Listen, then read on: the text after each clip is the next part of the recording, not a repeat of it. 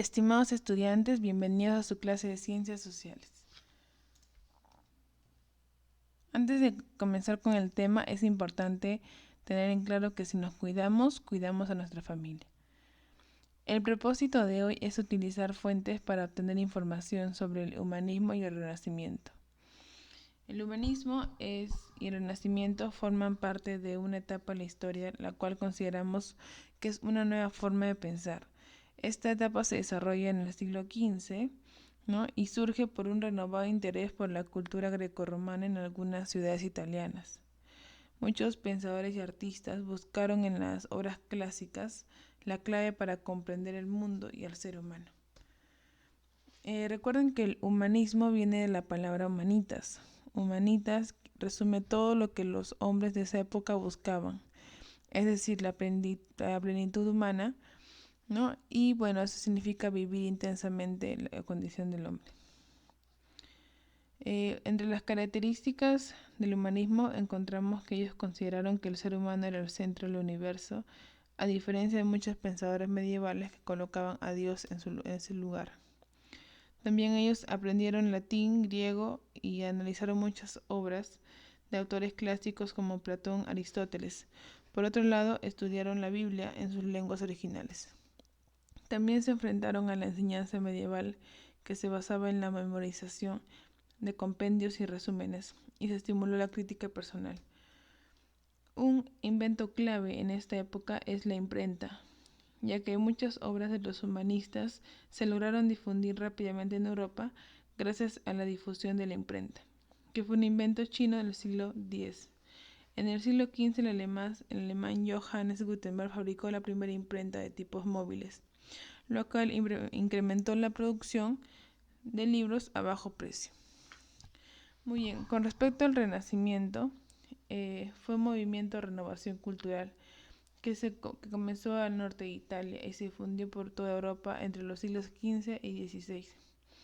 Este fue como un periodo de recuperación tras el calamitoso siglo XIV, cuyos efectos como la recesión económica, el desorden político, las secuelas de la peste negra aún perduraban. Un factor fundamental para el surgimiento del Renacimiento fue el desarrollo del comercio, que produjo grandes beneficios económicos y propició un intenso intercambio cultural y la difusión de los conocimientos. También el redescubrimiento de la antigüedad clásica se dio entre las clases acaudaladas que constituían, ¿no?, un porcentaje de la población, un pequeño porcentaje. Aunque muchos de los logros del Renacimiento pertenecían a una minoría elitista, estos tuvieron impacto en la sociedad. Entre las características del Renacimiento que se desarrollaron en el siglo XIV, tenemos que el arte experimentó los primeros cambios que se observaron en la mayor preocupación por captar aspectos de la naturaleza. Así, la pintura italiana introdujo paisajes cotidianos para los conservadores. Además, aparecieron en posturas y en grupos animados relacionados entre sí. Entonces la pintura empieza a adquirir un naturalismo, ¿no? Y también se mostró interés por la correcta representación del cuerpo humano, la tendencia al individualismo. Y bueno, muchos de los pintores de esta época son Duccio, Buenos-Tegna y Giotto. Este periodo del Renacimiento se divide en dos: en el 400, que va desde el año 1400 a 1499, y el otro periodo es el Cinquecento, ¿no? El Cinquecento va desde 1500 a 1599. Recuerden que en el 400 se desarrolló un nuevo arte que recogía la herencia del pasado clásico y surgió gracias a través de un numeroso grupo de artistas. Entre la arquitectura, recuerden que este renacimiento retomó las técnicas utilizadas por los artistas grecorromanos. Así es que muchos arquitectos renacentistas se preocuparon por dar proporciones armoniosas y simétricas. Bien, entonces, como el destacado arquitecto Filippo Brunelleschi, ¿quién fue el que proyectó la cúpula de la Catedral de Florencia? ¿No? Entonces,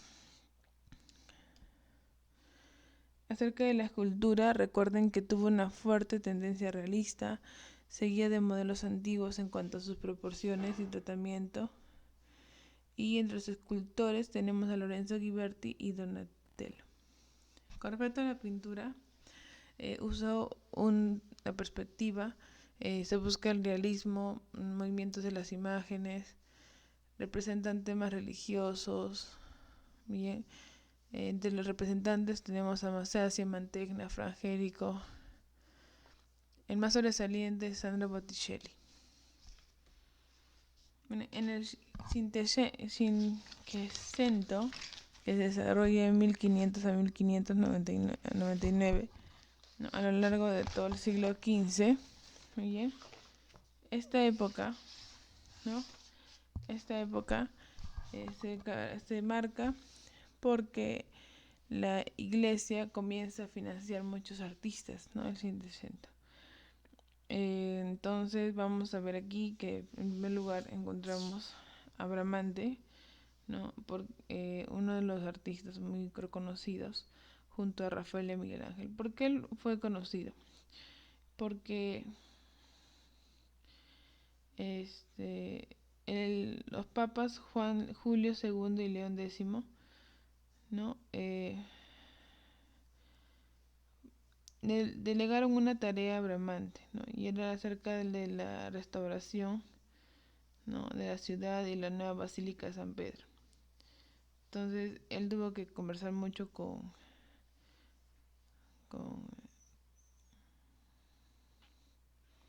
ellos, ¿no? Para saber qué era lo que querían. En este caso Bramante supo qué es lo que iba a hacer, pero él al fallecer él tuvo que delegar la tarea a otros dos artistas. Ahí entran Rafael y Miguel Ángel, ¿no? Entonces Rafael,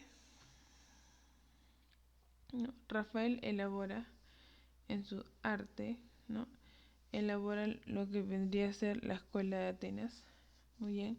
Entonces aquí vamos a notar todas las características que le he mencionado sobre el Renacimiento, ¿no? Acerca de la pintura. En este caso, muchas de las obras de Sancio son muchas de las obras de Sancio están también llamado el divino, es considerado como la expresión suprema del arte renacentista. Esta expresión se caracteriza porque hay una armonía, ¿no? En la composición. Muy bien. Entonces, bueno, esa es su obra más grande. Otro artista conocido es Miguel Ángel, ¿no? Miguel Ángel es el genio de la arquitectura, la escultura y la pintura. Pero luego se mudó a Roma, entonces ahí estuvo bajo la protección de varios papas. Y Miguel Ángel realizó impresionantes esculturas, como el David, ¿no? Esa es la más conocida. Bueno, es importante reconocer el gran trabajo de este escultor en la construcción de la Basílica de San Pedro, ¿verdad, chicos? Porque es todo mármol. Muy bien, Leonardo da Vinci, ¿no? Él con la obra Mona Lisa. Aquí tengo una información sobre eso. Un ratito. Bueno, recuerden que la palabra Mona Lisa Mona viene de, está abreviado, ¿no? Cuando dice Lisa, ¿no? En este caso quiere decir señorita, ¿no? Señora, ¿no? Lisa, perdón, Mona es señora, ¿no? Y Lisa es un hombre, ¿no? Entonces Mona es señora Lisa, ¿no? Viene de Madonna. Muy bien, esa es la historia de este cuadro. Bueno, también algo más que quería agregar era acerca del Renacimiento, estas dos etapas muy importantes. Vamos a complementar aquí un ratito. Recuerden que así como el humanismo se desarrolló fuera de Italia, el Renacimiento también, ¿no? Se fue a lugares como Flandes, también lugares como Alemania, ¿no? Entonces vamos a ver como España también. Bien, en Alemania, el Renacimiento en Alemania tiene como una característica, perdón, voy a explicar esta pintura primero, me había olvidado. Esta pintura fue elaborada por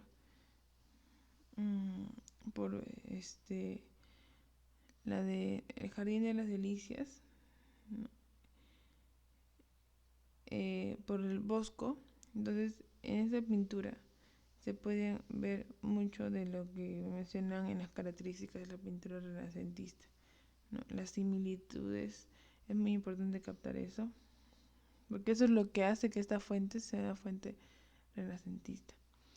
Entonces, vamos a continuar aquí.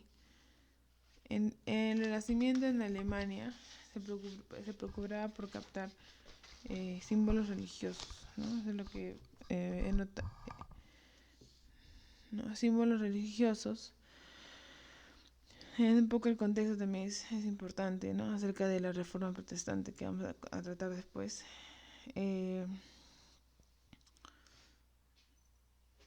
Oye, algo que más compartió el Renacimiento fue la coexistencia de los mecenas, ¿no? Que ellos también querían protegerse, ¿no?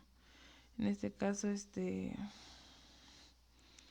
la gran figura del Renacimiento alemán fue Alberto Durero, ¿no? Él introdujo el estilo renacentista en Alemania tras sus viajes a Italia. Muy bien, vamos a continuar. Esta es una obra de Alberto Durero, el Renacimiento en España, ¿no? Por ejemplo, aquí tenemos el monasterio de San Lorenzo, ¿no? Acerca de la arquitectura. Sabemos que España desarrolla su estilo propio. Muy bien, vamos a seguir. También tenemos dentro de esto muchos ejemplos sobre,